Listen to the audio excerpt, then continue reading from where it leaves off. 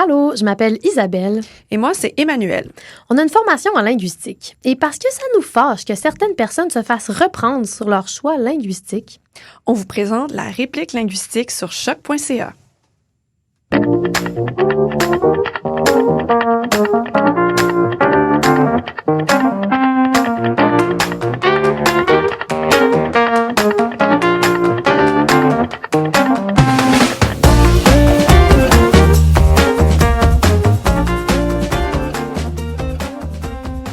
Manu.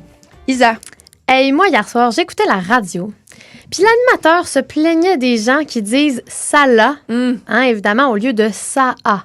Comme par exemple, dans « ça l'a bien été ». Hey, j'ai l'impression qu'on a écouté la même émission de radio. Peut-être. Donc, l'animateur se plaignait, d'ailleurs, il fait souvent. Oui, il s'en plaint souvent. Il se plaignait de la forme « ça l'a », comme si c'était le summum du manque de respect linguistique. Puis en l'écoutant, je me suis rendu compte que je suis bien tannée de tout ça.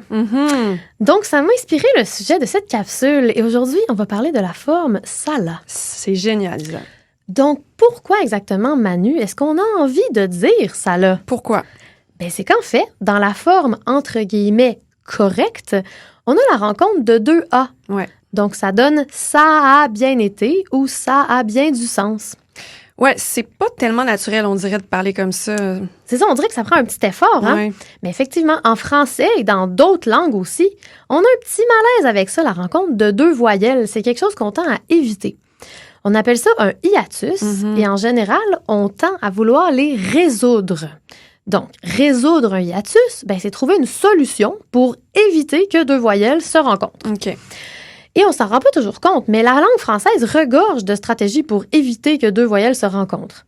Exemple, l'élision. Bon exemple, je pensais à ça, oui. Ça consiste à enlever une des deux voyelles. Problème réglé. Donc, si on prend le mot « le » devant « enfant », ça donnerait « le enfant ». Donc, on va faire l'élision du « e » pour éviter la rencontre de « e » avec « un » et ça donne « l'enfant ». Et évidemment, l'élision, ben, on retrouve ça dans plein de mots.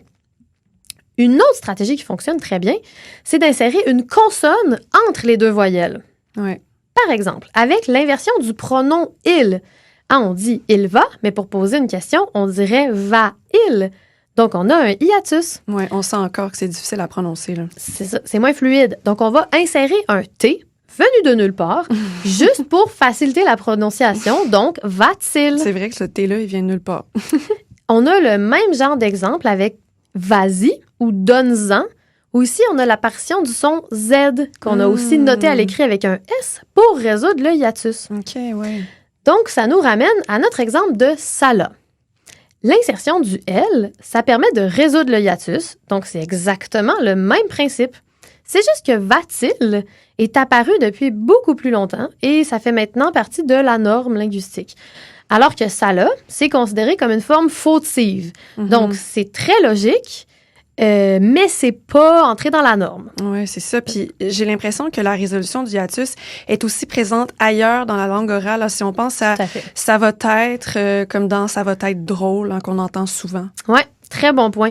On entend souvent ça au lieu de « ça va être ». C'est ça. Et là aussi, ben, ça permet de résoudre le hiatus. Alors, moi, j'avoue que je me pose la question de pourquoi ça là est considéré si problématique, alors que le fameux animateur de radio parle lui-même fréquemment en langue familière, comme on entend très souvent à la radio, comme on le fait nous aussi d'ailleurs, en faisant d'autres entorses à la norme linguistique. Ouais. Par exemple, l'expression « de ça », comme dans « je suis bien tannée de ça », que j'ai dit au début. Ça fait pas partie de la norme, ça non plus. Selon la norme, on devrait dire « de ça ». Mais on ajoute comme un autre « de » pour dire « de ça », ça donne « de ça ». Donc, on insère un « d » supplémentaire. Ouais. Alors, pourquoi ça là est considéré si grave alors que « de ça » est considéré acceptable? On le sait pas. C'est juste l'usage qui s'est développé comme ça. Puis une preuve de plus que la norme est arbitraire. Hein? Exact. Puis évidemment, ça, c'est juste un exemple parmi tant d'autres. J'aurais pu en donner plein. On voit donc que les formes familières sont comme pas toutes sur un pied d'égalité. Certaines sont comme un petit écart, alors que d'autres, ben, c'est des péchés graves. Donc, avec tout ça, je vous le demande aujourd'hui. Dites ça là si ça vous chante Et de grâce, ça crée une petite patience à ceux qui le disent. C'est juste une résolution d'hiatus. Et qui sait, peut-être qu'ils sont juste en avance sur leur temps et qu'éventuellement, la forme fera partie de la norme du français. Bon point, ça pourrait bien arriver. Qui sait? Qui sait?